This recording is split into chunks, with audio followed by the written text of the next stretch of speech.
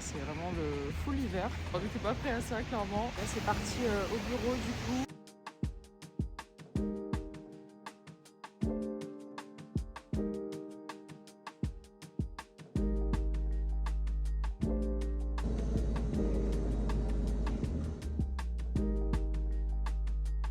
Bon, je vous reprends à un autre moment parce que c'était vraiment pas évident du tout de vous filmer pendant la journée de travail, donc je vais plutôt vous montrer mes repas aujourd'hui. Mais comme vous l'avez vu le matin, du coup, j'ai 220 grammes de fromage blanc, plus 50 grammes de myrtille et un porridge que je mange plus tard au bureau, donc avec 40 grammes d'avoine, 3 grammes de coco, 10 grammes de beurre d'amande ou de purée de noisettes. En ce moment, je suis sur la purée de noisettes. Non, c'est incroyable. Genre vraiment, si vous avez jamais essayé, je vous recommande, mais à 3000 heures de pourcent. Je voulais vous faire un petit update par rapport à la mini cut. Donc là, je suis semaine 11 sur 12, donc je suis quasiment à la fin. Je suis super contente d'avoir fait cette expérience. Je suis super contente d'avoir attendu assez longtemps pour la faire. Je vous disais dans ma précédente vidéo, j'ai un passé où j'ai eu TCA pendant une période quand j'étais plus jeune. Et je pense que j'aurais été incapable plus tôt de faire ce genre d'expérience, de tout peser, tout traquer et tout sans péter un câble. Je pense que c'est hyper important de vous le rappeler. Vous commenciez juste une cut ou une prep, il faut vraiment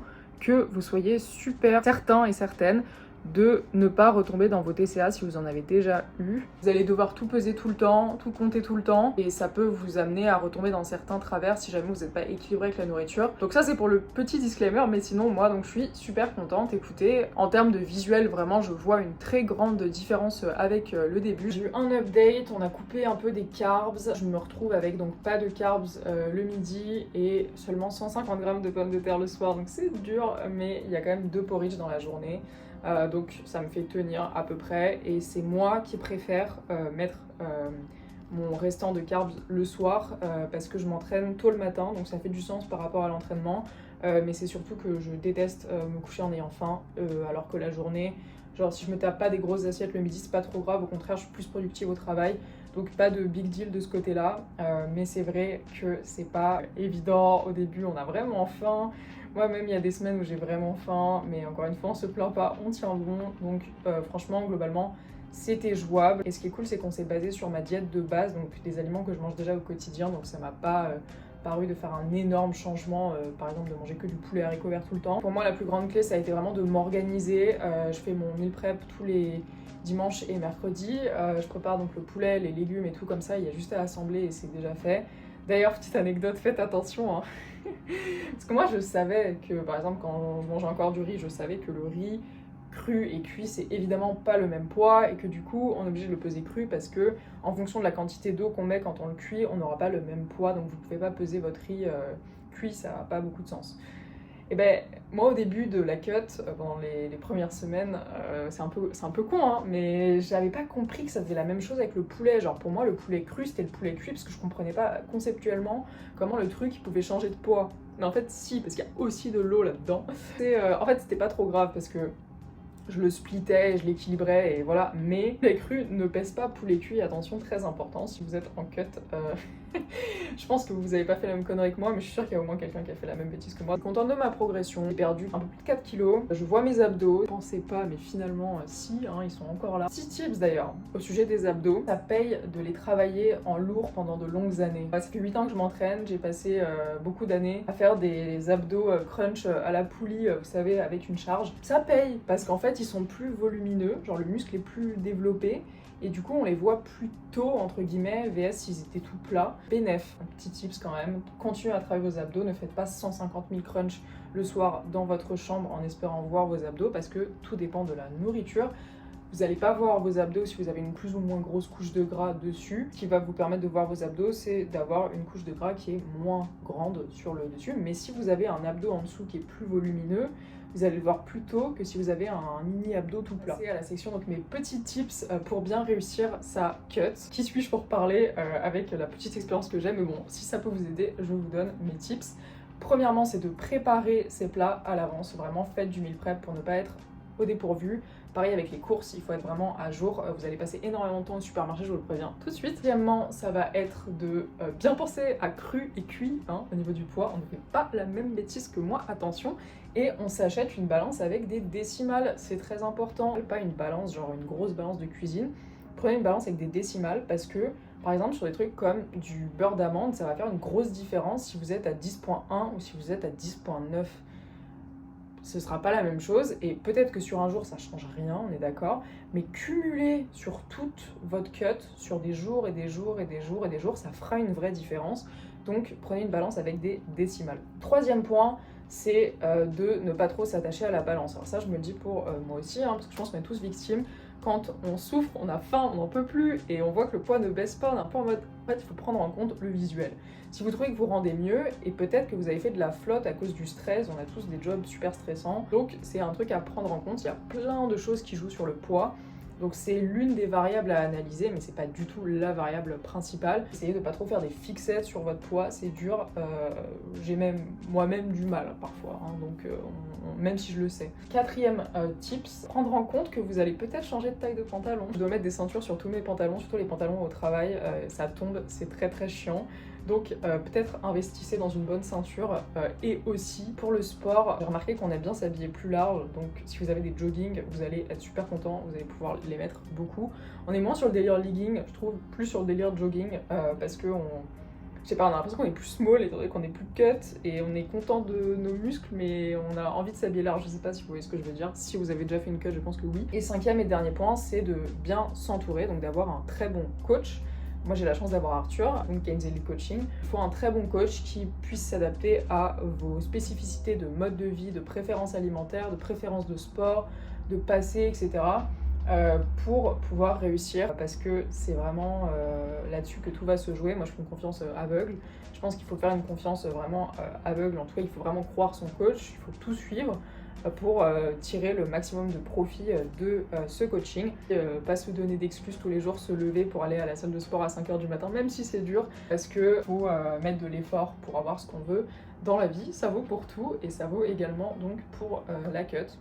Du coup, je vais vous montrer un petit peu les autres repas que j'ai dans la journée. Si vous avez envie de vous lancer dans une cut, entourez-vous bien, prenez un bon coach, c'est super important, ou une bonne coach. Vous à faire beaucoup de check-in tôt le matin, dans des positions vraiment... Bref, ça c'est un truc à considérer aussi. C'est pour vous dire que c'est possible, peu importe d'où vous partez. Après, il faut pas faire une cut si vous avez commencé la muscu il y a 6 mois, ça n'a pas de sens. Attendez plusieurs années quand même, il faut être patient. Ça c'est un autre truc important, il faut être vraiment patient. Il y a plein de gens qui veulent se lancer, même par exemple dans les compétitions, alors qu'ils ont genre 1 an, 2 ans de muscu. Ça prend beaucoup de temps naturellement de construire du muscle, donc voilà, prenez votre temps. Ça fait 8 ans que je m'entraîne, j'ai clairement pas la meilleure génétique du monde, j'ai un travail qui est hyper demandeur. Mais bon, je me plains pas, je fais avec ce que j'ai et voilà, on en tire ce qu'on peut. Peu importe d'où vous partez, ce que c'est que vos cartes, que vos paramètres et tout, vous pouvez arriver à la version que vous voulez donc en termes de cut. Et bien sûr, il faut une date de fin pour une cut. Hein. Moi, il me reste du coup 10 jours. Parce que sinon, c'est la porte ouverte vers les TCA. Hein. Donc, on met bien une date de fin pour la cut. Moi, après, je vais remonter donc en reverse light. Donc, on va réintégrer les glucides le midi. On va mettre un peu plus de fat, etc. Progressivement, histoire de remonter un petit peu, mais sans que ce soit un truc brutal où je m'envoie des frites et des burgers tout le temps. Donc, je suis super contente d'avoir fait cette expérience. J'espère que ça vous aura intéressé d'en savoir plus. Mes astuces pourront vous être utiles. Du coup, là, au niveau du déjeuner, on a du poulet, des brocolis, de l'aubergine et de la courge. Une petite chive, j'aime trop, et de la sauce zéro de la marque Fit Cook, qui est très très très très bonne. C'est pas parce que vous êtes en cut que vos repas doivent être boring. Je suis très contente de ce que je mange, je trouve ça super bon. Une autre astuce, la cannelle. Moi, j'en mets surtout. Vous allez me trouver bizarre, mais essayez cannelle poulet. Genre cannelle, courge, cannelle, aubergine, cannelle, poulet.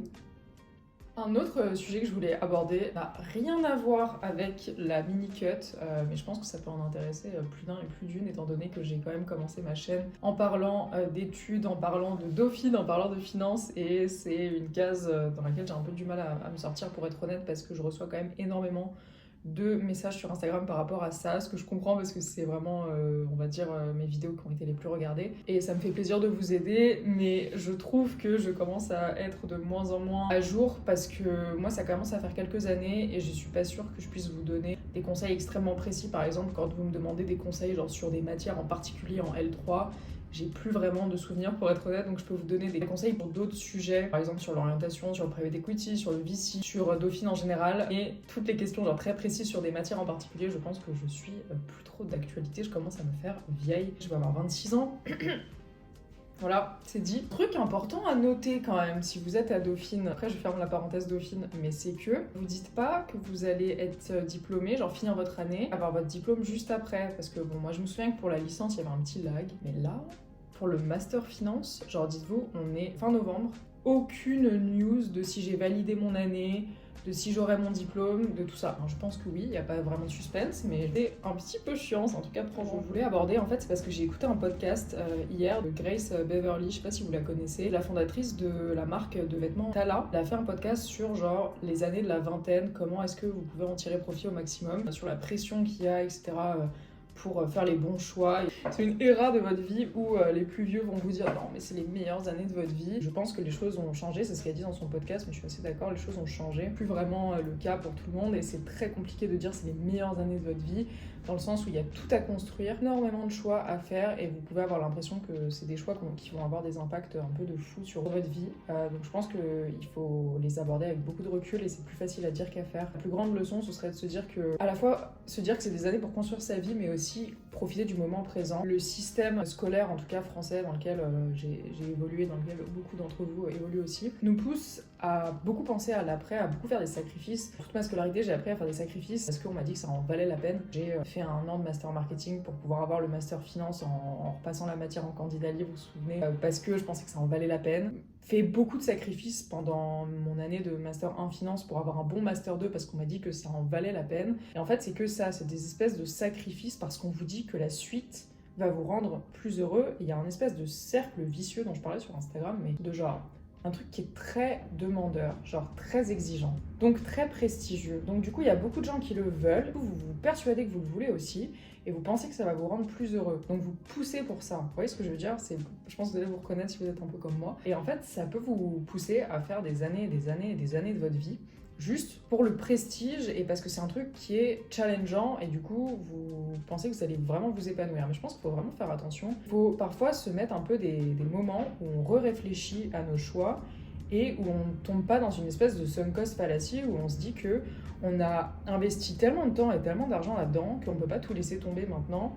Et qu'il faut qu'on reste bloqué sur cette carrière, qu'il faut qu'on reste bloqué sur ces études, peu importe votre situation. C'est très important de mettre genre des moments où on fait des checks dans sa vie pour voir si on est toujours épanoui dans tout ce qu'on fait et si tous les jours on fait des petites actions pour notre moi du futur, par exemple aller à la salle même quand vous en avez pas envie qu'il neige dehors et tout, et qu'on pense aussi au moment présent, c'est-à-dire par exemple réussir à passer du temps avec vos proches, investir du temps dans vos relations et pas juste être dédié 100% au travail. Je pense que les études, en tout cas en finance, et certaines carrières en finance, sont construites autour de ce délire du prestige, donc ça va vous épanouir, donc c'est bien vu. Il y a une espèce de truc, d'effet double entre c'est bien vu, donc j'ai envie de le faire parce que je vais être bien vu par la société, je vais avoir un statut, un standing, je vais être bien respecté et tout, plus c'est challengeant et donc j'aime bien les trucs challengeants et donc je vais m'y épanouir. Donc c'est un peu, je pense, les deux trucs qui nous poussent à aller en finance. Il y a peu de gens qui sont vraiment passionnés par les concepts financiers. En réalité, c'est surtout ces deux trucs-là qui nous motivent au fond de nous, je pense. Par exemple, la raison pour laquelle j'ai pas voulu aller en investment banking, c'est parce que c'est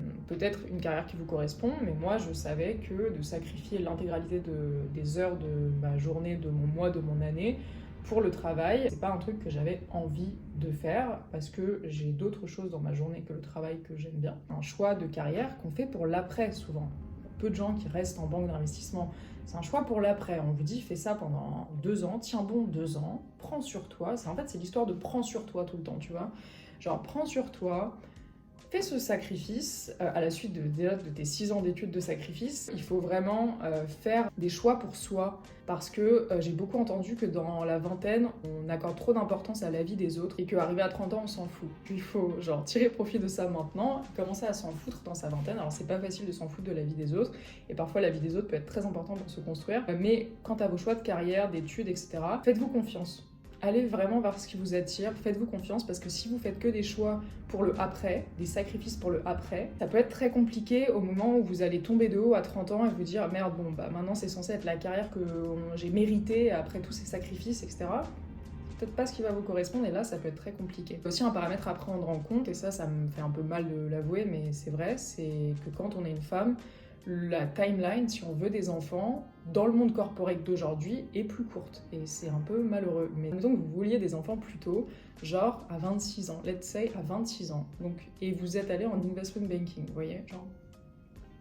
Et bah c'est pas conciliable, vous pouvez pas être enceinte, éduquer un enfant et être en banking. C'est pas des choses qui sont... Enfin, il y a des gens qui ont dû déjà y arriver, mais c'est des trucs qui émotionnellement vont vous tuer, quoi. Et physiquement vont vous tuer, c'est trop demandeur. On est obligé de push l'âge auquel on peut à peu près pouvoir peut-être prétendre à faire un enfant et à éduquer un enfant et à pouvoir subvenir aux besoins d'un enfant à partir de genre 30 ans.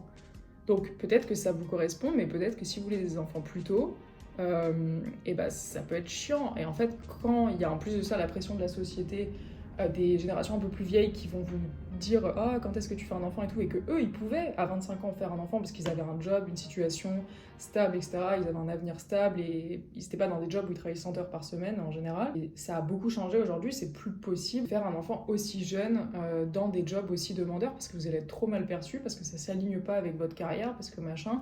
Et c'est malheureux, mais c'est une réalité, et je trouve qu'on n'en parle pas assez, parce que c'est très tabou. La timeline pour les femmes n'est pas la même, et du coup ça implique des choix de carrière différents, je trouve, et j'ai observé que c'était quand même plus compliqué pour les femmes, et même une fois qu'elles sont dans le monde corporate, elles ont un enfant, et bah il faut pas que l'enfant ait des problèmes. Par exemple, si vous dites que votre enfant est malade, ça va être plus mal perçu que si vous dites que votre chien est malade. Il y a des études qui ont prouvé ça, c'est vraiment un truc de fou.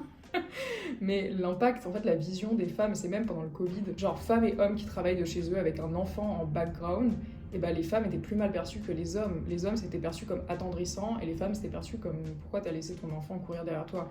Donc on n'est pas traité pareil, clairement, même si on fait tout pour et on se bat pour, etc. On n'est pas traité pareil et c'est un truc à prendre en compte. Et moi je trouve que dans le scope d'analyse de la vingtaine, le genre est un paramètre à prendre en compte de manière obligatoire. On ne joue pas avec les mêmes cartes et on ne joue pas avec la même timeline. Je sais pas si cette discussion un peu deep aura résonné avec vous. Je serais contente d'en parler avec vous, que ce soit sur Instagram @manonsfit ou en commentaire. C'est vraiment un sujet qui m'intéresse beaucoup. J'ai plutôt tendance à réfléchir beaucoup avant de passer à l'action. Donc c'est un sujet sur lequel je réfléchis beaucoup, sur comment mieux utiliser sa vingtaine. Et chaque année de ma vingtaine, j'ai vraiment fait des grands progrès en termes de relations avec moi-même, en termes d'alignement avec mes valeurs, en termes de cercle, d'entourage, en termes de relation avec mon corps. J'ai vraiment beaucoup progressé. Donc peut-être que vous êtes en début de vingtaine et vous vous sentez mal dans votre peau, vous n'êtes pas sûr de vous et tout, ça va aller de mieux en mieux, sincèrement. Je trouve qu'avec le temps, je pense qu'avec les années, c'est un truc qu'on arrive de mieux en mieux à faire. Les avis des gens qui vous veulent pas du bien, vous allez vraiment vous en foutre. Les gens qui vous veulent pas du bien, vous allez couper avec eux et vous allez tellement mieux vous emporter. J'espère que vous avez aimé ce petit aparté, mais ravi d'en parler avec vous un peu plus dans les commentaires. Je vous recommande vraiment d'écouter le podcast de Grace Beverly, Working Hard, Hardly Working, il me semble, sur Spotify, mais je vous recommande vraiment de l'écouter, c'était super intéressant. Merci d'avoir regardé cette vidéo, je vous fais des bisous, à une prochaine, bye.